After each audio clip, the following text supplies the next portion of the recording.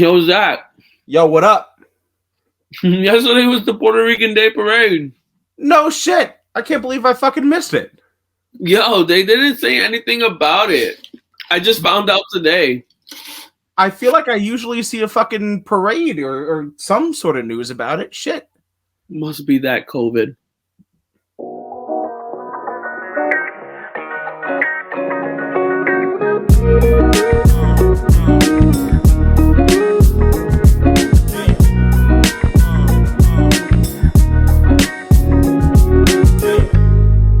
Hello, and welcome everybody to another episode of Breaking Down the Tape.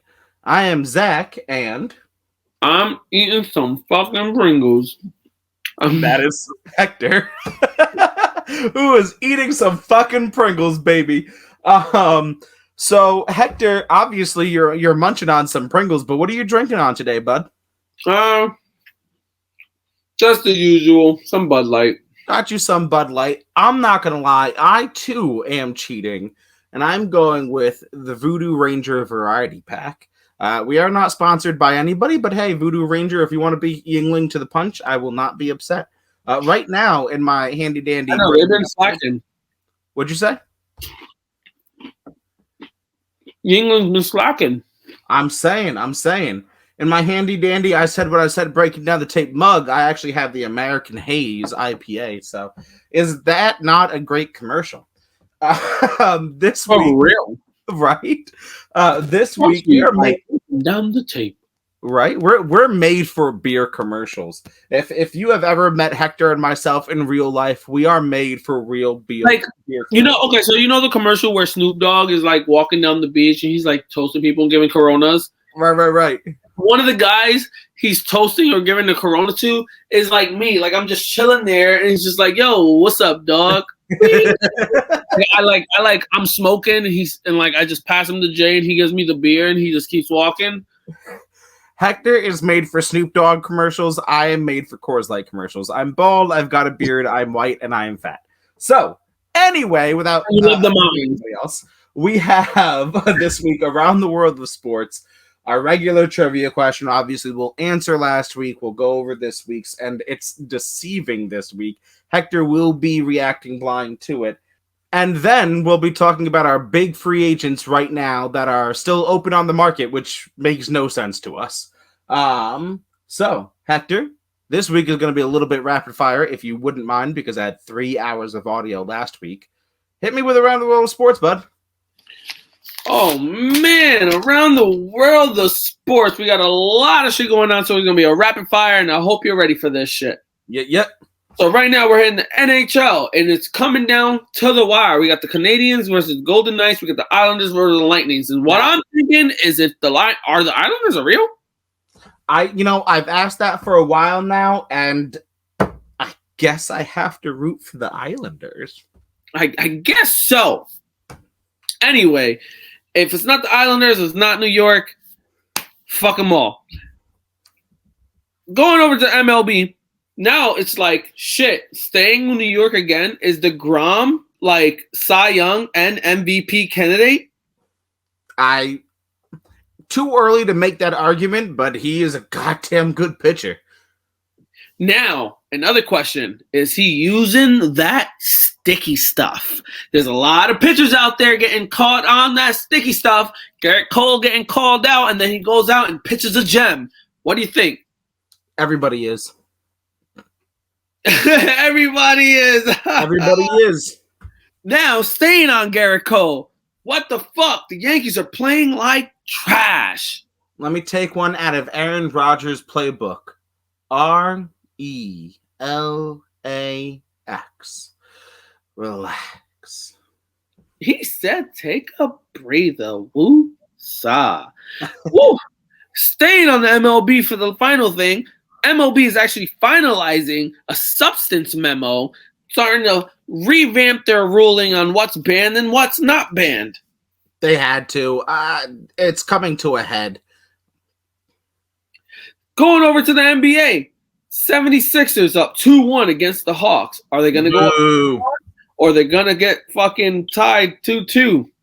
I don't want the Hawks to win, so boo the Hawks. Fuck them. I still got to do that challenge. Yeah. Going over to the Clips and Jazz. Jazz up 2-1. Are the Clips gonna fucking pull another tiebreaker and pull out the win like they did against the Mavs? So first, how do you bet against the Claw? And second, the Jazz are a real basketball team. That's a fact. Donovan Mitchell. Oof. Bucks, Nets, tie 2-2 after the Nets go up 2-0. Kyrie is hurt.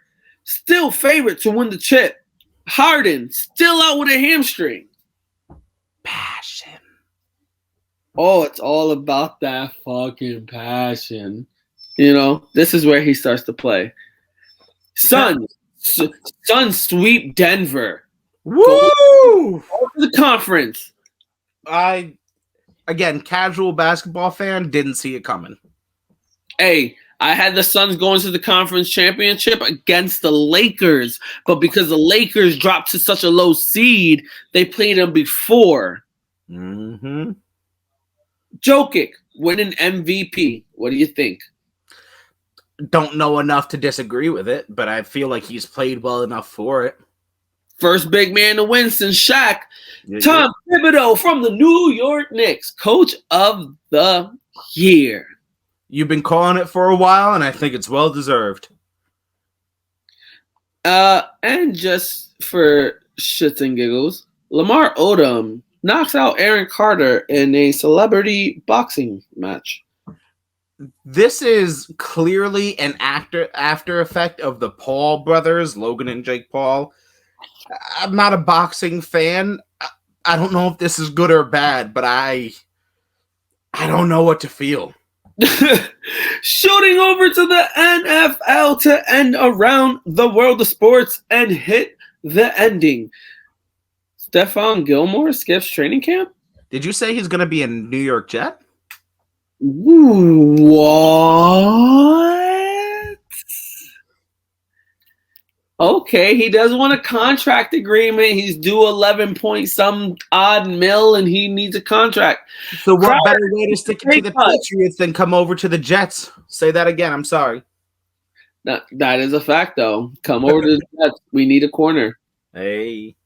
Team up with Richard Sherman. Hey.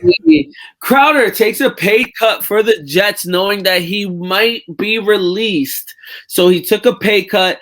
Salah said he does see him in the offense, but they don't understand what the offense is going to look like with the pickup of Moore in the draft and their new acquisitions of Keelan Cole and Corey Johnson, I believe. Corey Davis. Davis. I don't know why I called him Johnson. So I find this to be incredibly interesting, especially since he took this heavy pay cut. And no matter what, will be a free agent at the end of this year. I think that shows a hell of a lot about the coaching. I mean, Salah sold him, right? And this is the most productive Jet wide receiver last year. So Salah sold him on what his game plan is, and I think that shows a lot about the offense and about the coaching. I feel it. I like it. Lawrence hurt with the hamstring. They kept him out, I think, OTAs today. Simply, there was some tightness. I'm not surprised by this. I'm not, going crazy over this. It's smart. You just drafted this guy number 1. Let him rest. Bell said he'd rather retire than play for Andy Reid. I made a TikTok about this, so go follow us on TikTok, Breaking Down the Tape. Bell has now had an issue with 2 Hall of Fame coaches. Both Mike Tomlin and Andy Reid. That's an issue with Le'Veon Bell. Oof. And the start of the season. Cowboys Bucks. September 9th. Way to give a layup to the Bucks. Oof. I totally agree. Now, I got the rest of the lineup for September 12th. Do you want them? Give them to me, baby. We got Jets, Panthers. That's the big game. Sorry, I don't mean to cut you off, but that's the big game. New York going to Carolina against Sam Darnold, the fallen son, fallen from grace in New York. I think that's the big game. Broncos, Giants. I don't really give a shit. Eagles, Falcons. I don't really give a shit. Steelers, Bills. That I give a shit. Big Ben is aged. The Bills are on the come up. But that Steelers defense is no joke. I'm interested to see that. Vikings, Bengals. Joe Burrow. The revenge tour begins. With Chase. Mm-hmm. 49ers, Lions. A new era for the Lions. We'll see how Jared Goff does against a healthy 49ers defense. And this is Jimmy G's last chance to prove he's an NFL quarterback. Cards, Titans. Cardinals have J.J. Watt now, and we'll see what happens. Julio Jones and Derrick Henry. Yeah, this could be the beginning. We'll see. I don't think the Titans are afraid of the Cardinals. You mean the Cardinals are afraid of the Titans? Because the Titans are definitely not afraid of the Cardinals. Well, that's what I was saying, is the Titans are not afraid of the Cardinals. Seahawks, Colts. I don't think that Carson Wentz will be revived with Frank Reich. I think that the Seahawks will steamroll them. Chargers versus the no-name. I mean, you have an MVP Rookie of the Year caliber quarterback versus one of the scariest defenses truly right now in the NFL. Game to watch.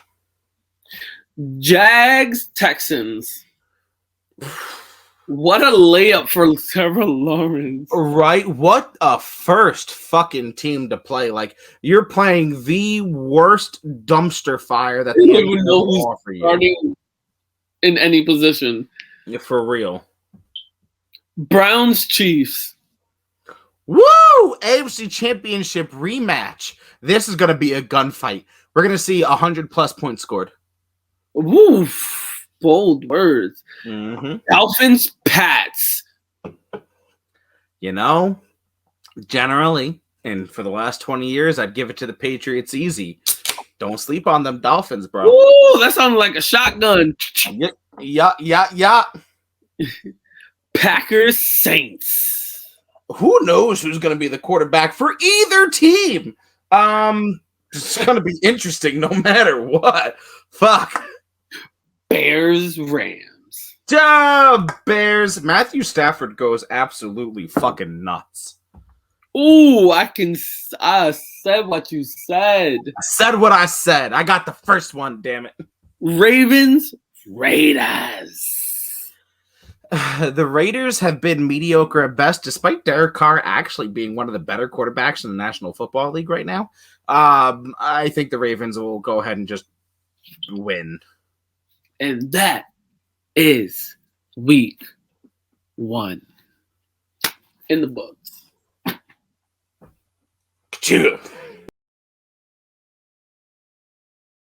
And it's time for the trivia, your obvious favorite time of the day. Well, outside of just tuning in the first place. Last week's question was, in which stadium did the Falcons win their first regular season game ever? Now, we didn't let Hector answer live last week, so eat your Pringle. Tell me what you think.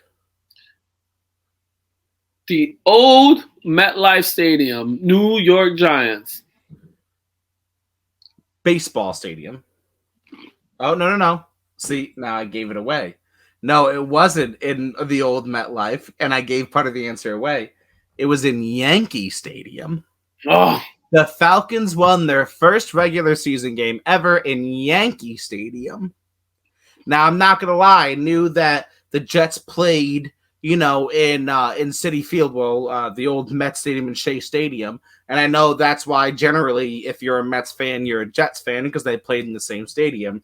But no, it was not a football field. It was, in fact, Yankee Stadium. To be honest with you, I'm the worst football and baseball fan ever. I thought the only games played at Yankee Stadium were the Pinstripe series with Notre Dame, which is a very weird games. They do all types. They do WWE matchups. They do everything. Right, I get that, but I just find like the football team that plays at Yankee Stadium is Notre Dame. It's not Syracuse. It's not, Navy Army played there one time. That's true, and that makes sense. That's fair. I'll give you that. But anywho, on to this week's question. And again, Hector has not heard this, even in the pre, I guess we'll call it the pre-game that we do as he downs. For those of you who watch this on YouTube, you all know you eat Pringles like that. Don't judge. This is a deceiving question.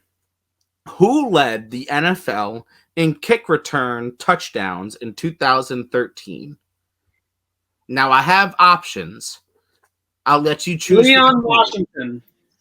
Do you want options or no? Give me options, but I think. Let me hear your options. All right. So again, who led the NFL in kick return touchdowns in 2013? A. Devin Hester. B. Keyshawn Martin. C. Cordero Patterson. D. Brandon Tate. E. Marcus Thigpen. This is deceiving. 2013. So again, who led the NFL in kick return touchdowns in 2013?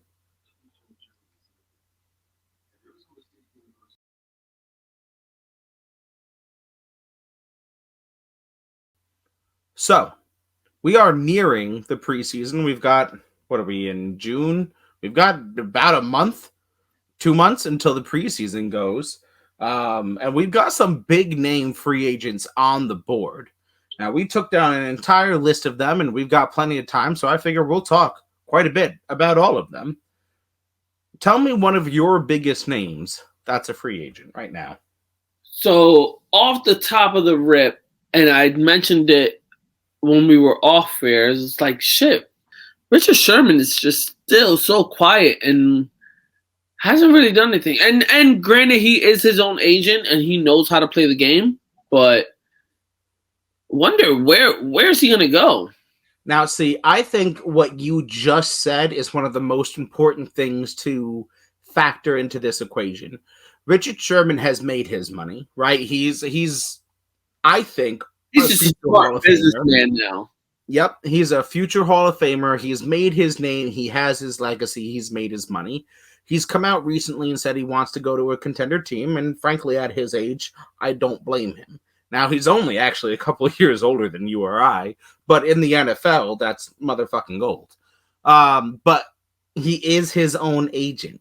He knows how to play this game. I mean, when he signed with the 49ers, it was pretty much on a bare minimum but incentive-laden deal because he knew that he could bet on himself. I find it interesting that he's playing the long game.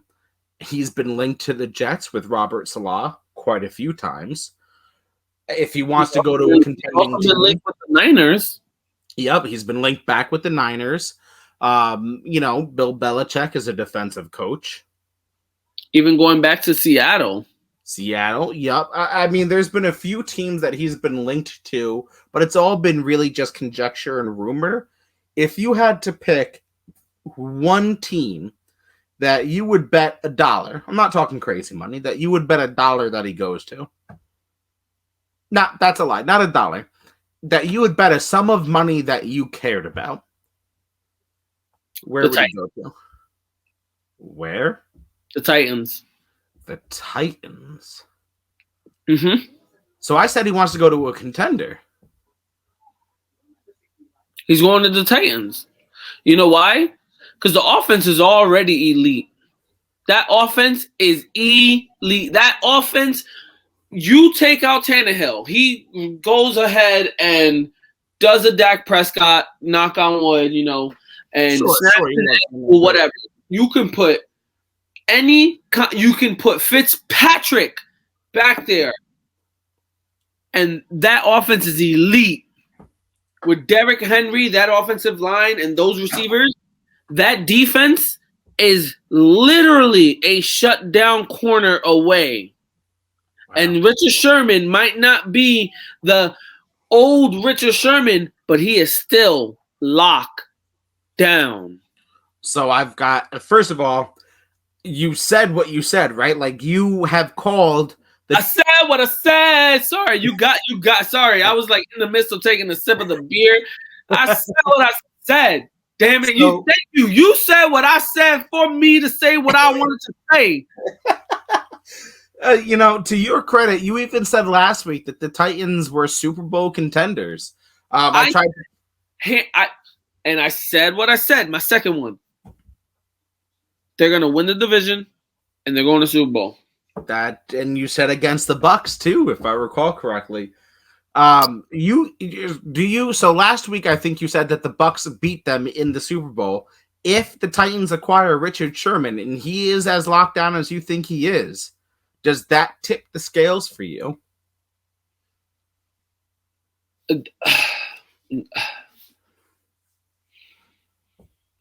No. Okay. Because the Bucks have elite defense. Richard Sherman can stop Antonio Brown, but then who's stopping Mike Evans? Who's stopping Gronk? So I will give Richard Sherman. I don't know if I would call Richard Sherman as locked down as he used to be, but I compare Richard Sherman to he can lock down Antonio Brown. Right. Godwin, Gronk. No, I feel you. Well, not very many people stop Gronk. And if you waste a cornerback on a tight end pretty consistently, that's rough.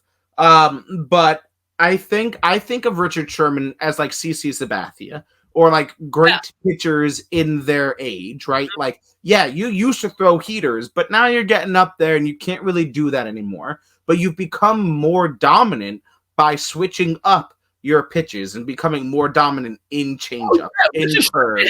Changed his game in so many ways. Now he pokes the ball out. He thinks defense. He geeks you out. He makes you think he's playing coverage and he's playing man. He makes you think he's like he does all types of crazy shit. Exactly. I think Richard Sherman is still a force to be reckoned with because of his brain, because he's a wily veteran. I've said it from day one. I would love to see him on the Jets. And I don't even care if he ever plays a snap. I would love to see him in the Jets as a player. He already had been on the Jets. I thought when Salah signed his not first or second acquisition, but maybe his third or fourth acquisition would have been Richard Sherman for at least 3 years with a player option. And at a solid, $10.5 million a year. And maybe that's still down the road. I, as a Jets fan, and obviously you as well, still hold out hope. But if I had to bet a sum of money on a team that I think he would go to, that I cared about, it's the Patriots. Mm-mm. It's the New England Patriots. I think the song of, as of right now, Stephon Gilmore and Bill Belichick is just too sweet for somebody like Richard Sherman. Nah. I would cry. I don't think Richard Sherman, as much as Richard Sherman is one of those old guru heads like Bill Belichick, his gameplay doesn't fit Bill Belichick's coaching style. Although I don't disagree with that, I think he's smart enough to be able to mold it into a way that does. But they won't go anywhere. Maybe not. They won't go anywhere. That offense still leaves a lot of questions. You still need to score points. So you're going to get rid of Gilmore for Sherman? That's stupid. I don't think you'd get rid of Gilmore for Sherman. I think it's a Sherman on the other side. Shit, Gilmore's been on the trading block for a minute. Well, he's, like you said before, currently sitting out, mandatory OTAs and facing fines. I think he wants a trade. But moving on, the next one that I want to bring up is Le'Veon Bell. You kind of brought it up in Around the World of Sports about how he ran his mouth about Andy Reid. He is, I would say, a notable free agent, though. I mean, if you're an NFL coach or GM, do you look past Le'Veon Bell's history? I mean, when I say look past, like when you're looking at all of the things he did with Pittsburgh, and he's not hyper old. I think he's in his late 20s. He's like 29. Right. So do you do you look to those old Pittsburgh days and say, I think I can get this out of him? Yes, because we could have got it out of him in the Jets. But look at what we did with the Jets. He had no offensive line. They were not built for his style of running. For sure. The Chiefs were already set on going to the Super Bowl. They just picked him up to like take him on the trip. So they weren't going to play him.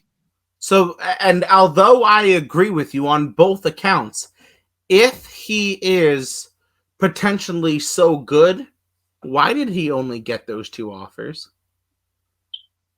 What? He only got the Jets offer, as far as I know. He didn't turn down anything else. Now, I could be wrong. I'm not inside the NFL. I don't know what he did or didn't get. I can't speak on that. I don't know what offers he got. I doubt but it if was. He got other offers. Do you really think he would take the Jets? No, the Jets paid the most. That's why. That's why he went to the Jets. The Jets paid the most in guaranteed money. Maybe. I had this argument. He wanted guaranteed money. And that's one argument. And then so that's what a kid on TikTok said. And I said, okay, then why did he go to the Chiefs? Because he's like, oh, he wants to play. But if he went to the Chiefs, he went to the Chiefs because he already got his guaranteed money. So after he gets dropped, he didn't go to the Chiefs. The Chiefs picked him up. Right, but if he had other teams that were Chiefs gave him a ring. No, they didn't. Why not go to the Chiefs? He didn't get a ring with the Chiefs. He signed the year after they won the Super Bowl. He was only there for a year. Well, I'm just saying, not give him a ring, but like he's the easiest way to get a ring. I don't disagree with you there. I mean, if I'm an aged running back or an aged player, period, I'm signing with the Bucs or the Chiefs. He's not even aged. He still can play. The Jets was not ready. Like Adam Gase was not it to put. He would have been good on the Jets if it wasn't for Adam Gase in that system.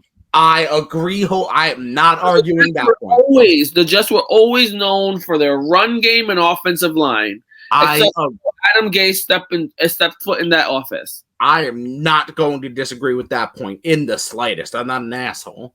So you're the GM of whatever team you want to be to pick up Le'Veon Bell. Who are you and why? Like, what team do you own or GM or coach and why? The Texans. That has a follow-up question. So why the Texans? They need to do something to rejuvenate this team and make a change. Fair enough. They have no run game. And as of right now, Deshaun Watson is not their quarterback. They have no run game. Right. I mean, well, technically, I guess as of right now, Deshaun Watson is their quarterback, but who knows what's going to happen. So they need a star player. Let's come back. Shit. Then it's him and Le'Veon Bell. If not, it's a whole new start for both people. Like, it's a whole new team. Le'Veon Bell gets a whole new fresh start in Texas. So my follow-up is then if you're Le'Veon Bell and the Texans offer you a job, do you take it? Or I would say, well, it depends. Because if the Raiders call, I'm going to the Raiders. If the Raiders call, yeah. What are the chances that the Raiders would call? They have Josh Jacobs. Veteran backup. He knows he's not going to probably start. At this point, Le'Veon knows he's probably not going to start anymore. Unless he gets an injury to someone and he like really sparks it and goes ham and shows that he can keep starting. Right now, he's going to be a second option to anybody picking him up. And I don't disagree with that. I think that's fair, as I believe running backs are very invaluable and changeable. Okay, so if you are Le'Veon Bell and the Texans offer you 1.5 times more than the Raiders do. So, like, the Raiders offer you $1 million. The Raiders. So, again, the Raiders offer you $1 million for a year. The Texans ain't going nowhere. Le'Veon still wants to try to win, and the Raiders are probably the better team to try to win. The Raiders have to play the Chargers and the Chiefs. It doesn't matter. What? Did the Texans make the playoffs last year? No. Did the Raiders almost make the playoffs last year? They were like, well, wild card. No, you don't get to change the question. If the question is did the Texans make the playoffs? The answer is no. Then the same question has to be applied. Did the Raiders make the playoffs? The answer is no. You can't change who was closer to making the playoffs? What? Who was closer to making the playoffs? It's the Raiders. I'm not a dick. But the Raiders were literally like a win away from the wild card. I wouldn't want to play if I'm Le'Veon Bell. I wouldn't. The organization from the top down. You want to go to the Texans organization? Or you want to go to the Raiders organization? Well, that argument you have me, I suppose, because I'd rather go to the Raiders organization and play for John Gruden than I would. But John Gruden's not always going to be there. You don't have to worry about that. He's there for the next 7 years. He won't last? You really think he won't last? Yes, he's John Gruden. He's gonna live, but he ain't gonna last. That's the quote. He's gonna live, but he ain't gonna last. But if I'm Le'Veon Bell, honestly, the AFC South and the AFC West are neither of those divisions I want to play in. What about the Chargers? Who do they have? Melvin Gordon? They got Melvin Gordon left the Broncos. Yeah, that's true. They got Eckler. They got Austin Eckler, and they got I forgot who's the other back. I don't think now. See, again, same division, but I think the circumstances are far better. I think that wouldn't be a terrible match for Le'Veon, and I don't think that's a top. I think top 8 offensive line. Yeah. A sophomore quarterback who rookie of the year candidate who should have won rookie of the year. Sorry, you took it right out of my mouth. Should have won rookie of the year. And they got elite receivers and a very, very, very good defense. Yeah, I don't think he can be that second back with Eckler. The double backs. Yep. You would share 50% of those snaps if you're Le'Veon. 50-50. For 45, it depends on the game and how the game's going. Right. I'm saying the overall average on the season, it'd be 50-50. That's not a bad spot. I don't think if I'm Le'Veon, I would hate that. I don't know if the Chargers even think about that, though. Especially given Le'Veon ran his mouth about Mike Tomlin, and then he ran his mouth about Andy Reid. You are talking you're talking about 2 Hall of Fame quarterbacks. Now, Le'Veon has come out to clarify his statements and said it has nothing to do with the Chiefs organization. He loved his time at Kansas City, that it has everything to do with what Andy Reid said to him personally. I wasn't there in whatever conversations. I can't speak to it. But I need receipts. What? I said I need receipts.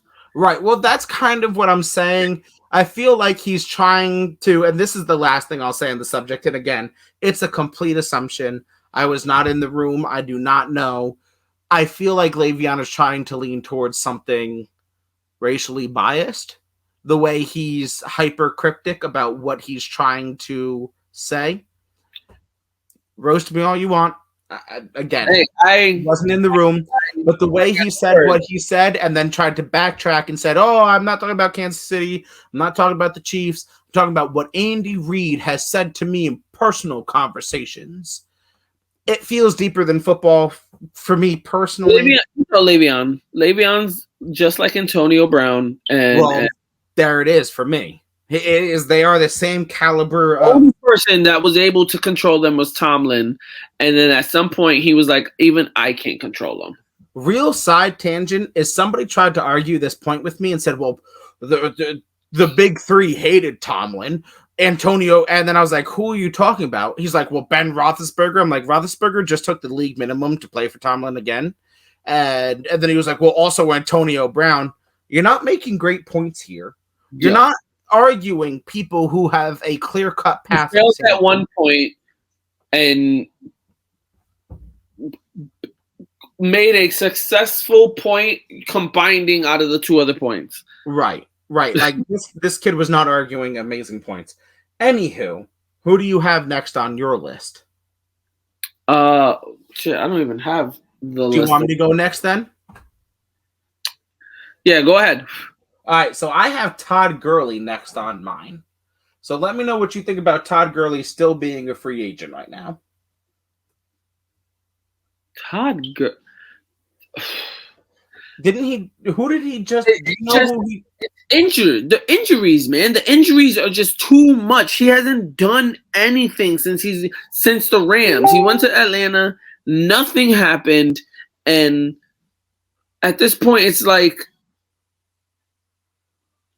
I'm not gonna lie. I don't remember who he just visited with. I feel like was it the Seahawks? Fucking correct me if I'm wrong, but I don't remember who he just visited with, and frankly, it doesn't matter to me, because I think Todd Gurley is done in the NFL.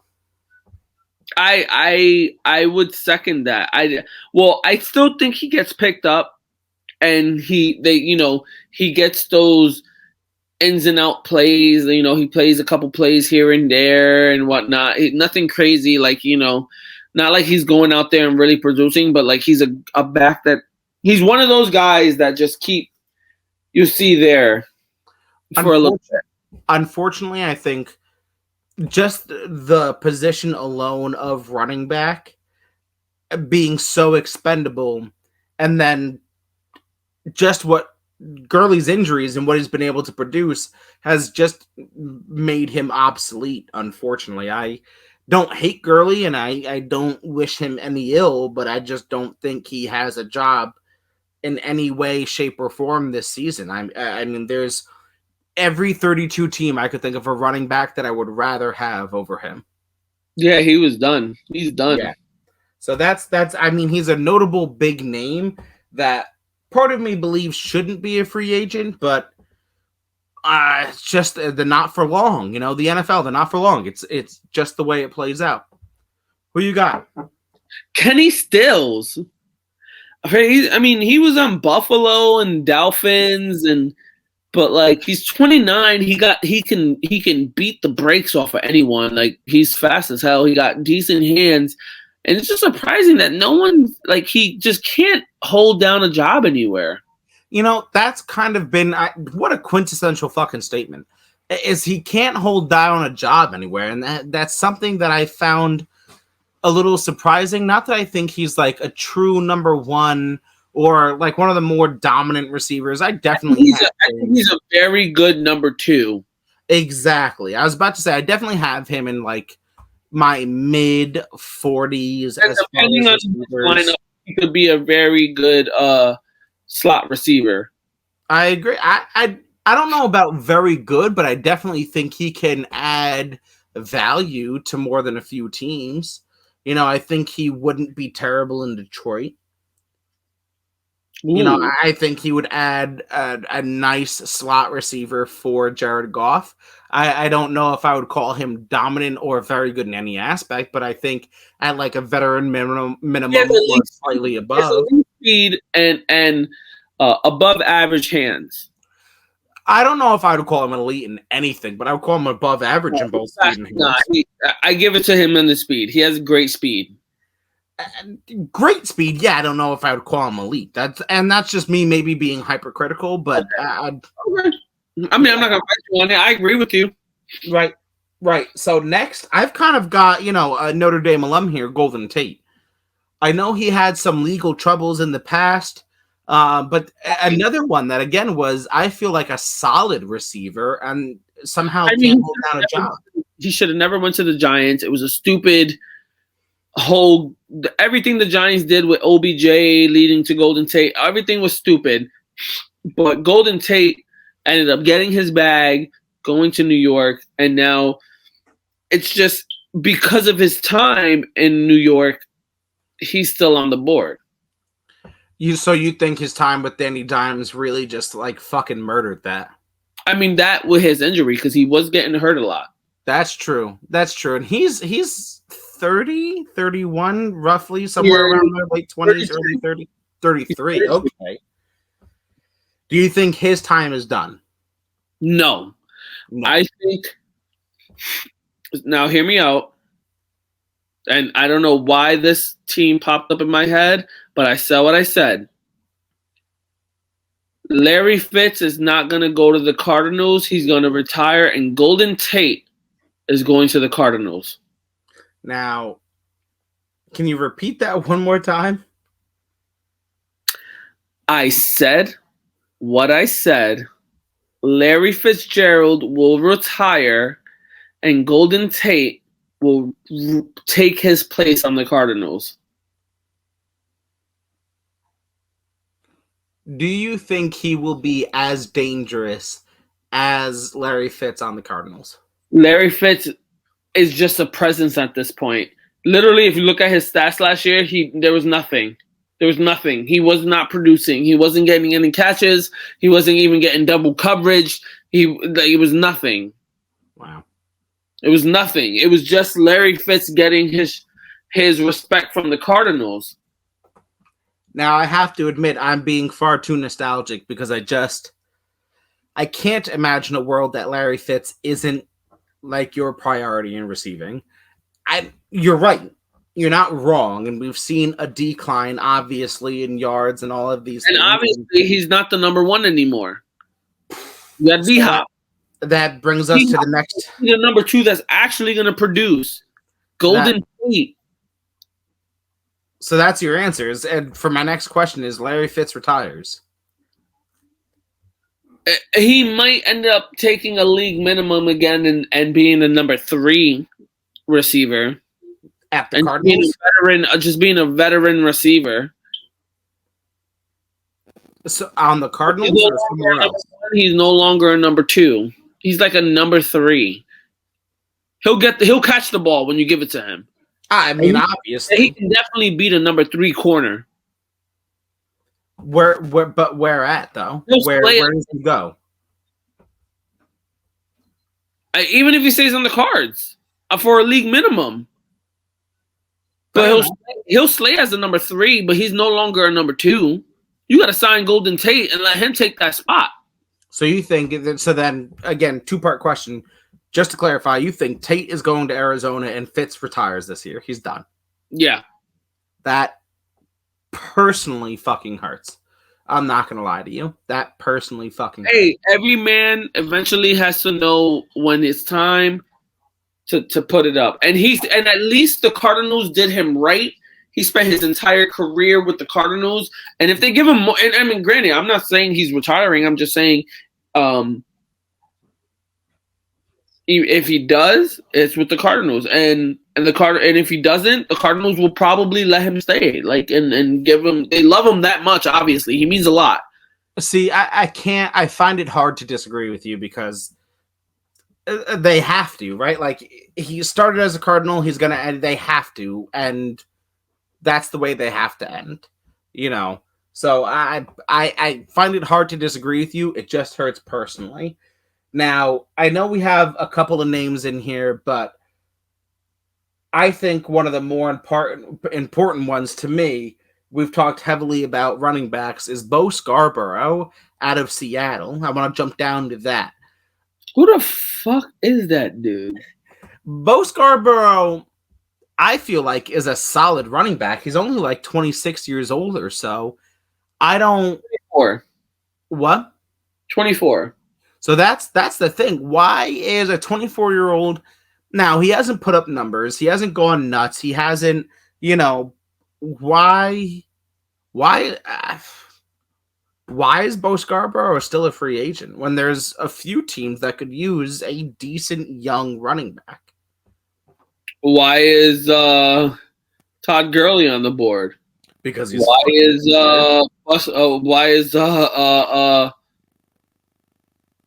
Le'Veon Bell on the board? Why is fucking Chris Thompson on the board? Fair enough. So is it just like Freeman? So as far as like running backs go, is it just a running back problem that like I've said plenty of times, is it just the hyper undervaluation of running backs? Yeah, running backs still don't get the the respect to. I mean, like I said, anything really. Like I said, Bo Scarborough doesn't light up your stat sheet, right? In fantasy or in real football, it doesn't light up the stat sheet. But I feel like he's a solid enough fucking quarterback or running back that you should have on your team at 24 years old. The running back is producing. You're replaceable. I guess fair enough. And that's yearly. That's yearly. You can have one down year and you're replaceable. Fair enough. Fair enough. Give me one of your most important free agents still on the board. All right, I got it right here.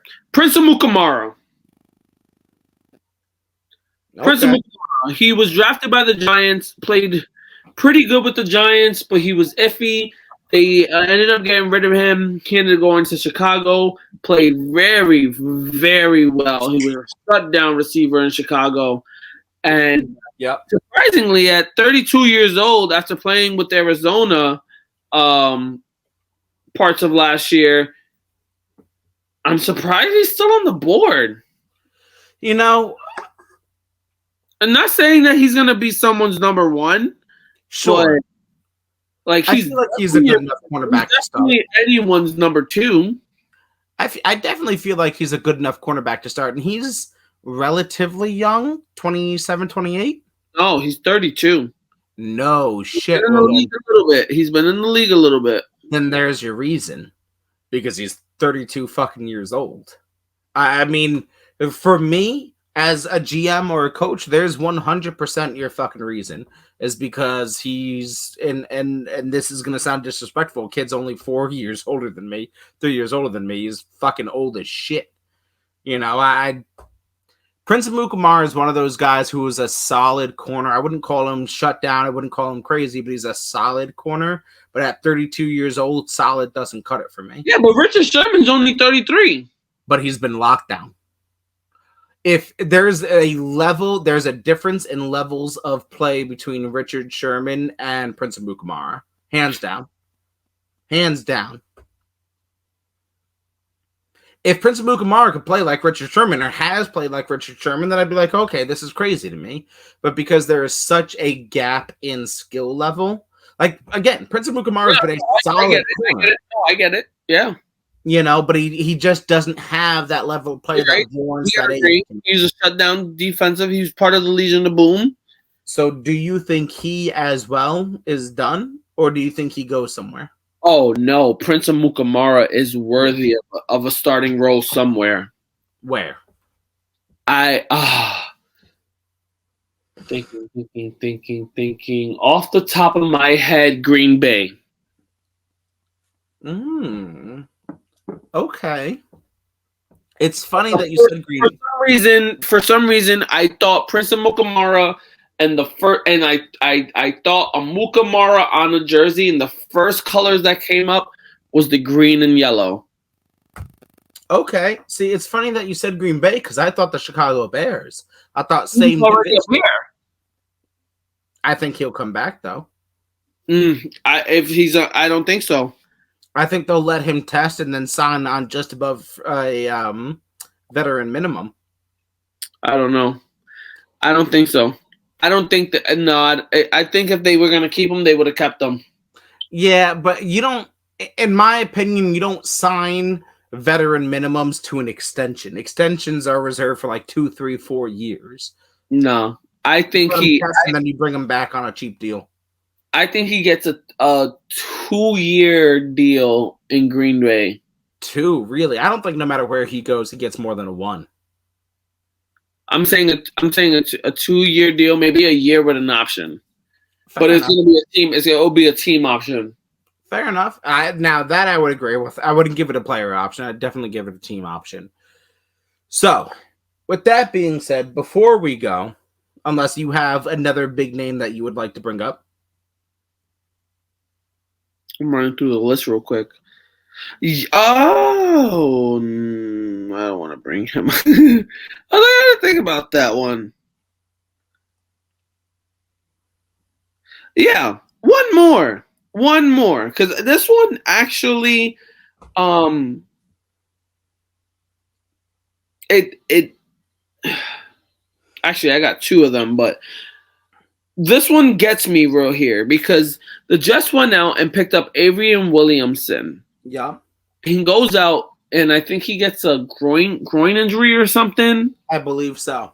And he was out the whole season. Then the COVID hit and he decided not to play. 29 years old. And I get why he's a free agent. I get it. Because who's going to pick him up? I'm just wondering. I guess my question is not why he's a free agent. Is like,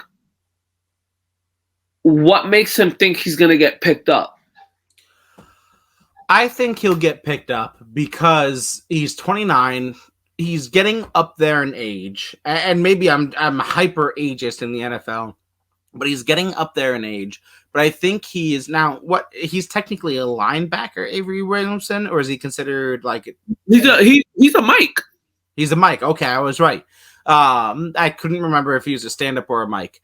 So he's getting up there-ish, but I think he's a solid backup for sure. I think he could be a solid backup in Pittsburgh. I think he could be a solid backup in the 49ers. Well, he came from Pittsburgh. Right. Because didn't he go halfway to Pittsburgh last season? The Jets picked him up from Pittsburgh, and he was hurt on the Jets this whole time. I thought it was vice versa. My apologies. Then I mean, I wouldn't be upset if he came back to the Jets. I definitely think he is a secondary Mike linebacker option. I don't think he is like your first go-to guy to either be pass rushing, run stopping, or dropping into coverage. But I definitely think he's a solid second option. I don't hate that. And to end it, I did this one for you. Tyler Eifert. Tyler Eifert, tight end. Was he last with the Bengals? Jacksonville. He was on Bengals. He blew up on the Bengals. Right. Former Notre Dame alum again. I'm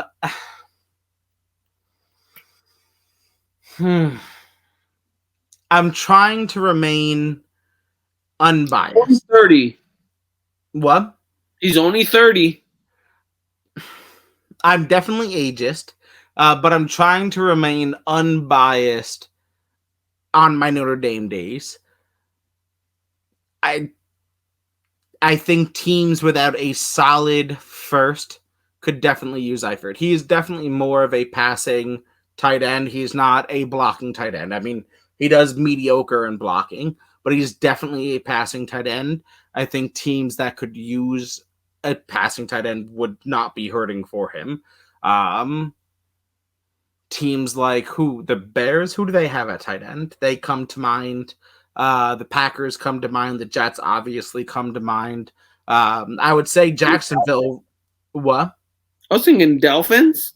They have Gesicki down there, I believe. Oh, yeah, they do. Yep. Jacksonville would come to mind if there wasn't the fucking whole Tebow thing going on down there. So I think Tyler Eifert wouldn't be a bad pickup for most teams in need of a receiving tight end. Now, he's not going to blow up your stat sheet. He's not going to go crazy, but I think he can beat the average Mike linebacker who you'd put on coverage, or the Will or the Sam. That's just me. But that's my opinions. Do you think he'll go anywhere? I think he gets picked up, and if he doesn't get picked up before the start of the season, he's definitely gonna get picked up as the season goes on and people get hurt. A place that I could see him going to is the Cowboys. Yeah, I guess they don't really have anybody down there, do they? They got Schultz. He hasn't really produced last year. He had some, and then they had someone else. Like they were split in time, but you know how they like their offense, and if they got a tight end that can catch the ball, because they hadn't, they desperately are looking for that Witten type of guy. I don't know if you would ever fill Witten's shoes, but I'm just saying Phil they has. don't have a number one. Yeah, I'm saying they like a guy that can catch the ball, like a tight end that can catch the ball. yeah. I don't hate that for them. I don't hate it for them at all. Do you have anybody else for me? Nah, I think this list, everyone else is subpar to my knowledge. So, with that being said, guys, I'm gonna forego the typical follow us everywhere, even though I just said it. Everywhere. Yeah, December 5th, the Jets will be playing the Philadelphia Eagles at home, and Breaking Down the Tape will be there. We will be in a gold lot. We don't know which one yet, but we will be in a gold lot partying well before the game starts and well after it ends. So if you want to buy tickets, slide in our DMs. Let us know. You'll have to buy your own tickets. You'll have to buy your own parking pass. Drinks, come with your food. Come with your drinks. Come with your ladies. Come with your men. Come with your animals. Come with your peoples. Come with your everything. Because we're ready to fucking get it on. We're going to be going fucking nuts. Like I said, I'm shooting to be the first people at the fucking gate so we can choose our goddamn fucking spots. We're going to be going nuts before the game, going nuts during, going nuts after. We already have at least 8 people showing up to our party. I know that doesn't sound like a lot, but that's planned. We've got a couple more that might be coming up from Delaware, over from Philly. We got a party planned, so you guys show up. If you do, let us know. We'll tell you where we are. You can always slide in the official Breaking Down the Tape DMs on Instagram, Facebook, Twitter, all the fucking bullshit. And to let you guys know, it's been a long year, Zach, hasn't it? Oh, for real. It's been a long year. And it's that time of the year where the reigning champ has to come out and let you guys know that the degenerates are coming back. They will be getting again soon, and we will be bringing back the Degenerates episodes here soon enough. Probably in the next couple of weeks or so. Oh, yeah. I reached out to the guys, Zach included. Everyone is having fun. We have a brand new degenerate. My wife. Yep. Zach's wife, Sarah, this household is going 1 and 2, baby. Is the second female in the Degenerates League behind my fiance, who is definitely going to come behind me because I'm repeating. She's gonna come behind you, huh? Well, I'm always behind her. Phrasing. But the Degenerates are coming back. We got some new rules. We got some new exciting news. And as the league gets closer to starting up, I think draft day we're planning on doing around August 28th. Maybe we'll do a live event or something. Hell yeah! And stay tuned for that because I got a lot of shit to talk when it comes to fantasy football. Oh my god! Honestly, Degenerates has been one of the fan favorites, but let's not continue any longer. You guys know where to find us. We've had a blast. If you can show up to the Jets game, please let us know. We'd love to have you to the party. Hector, you know what to say. I said what I said, bitches. I said what I said.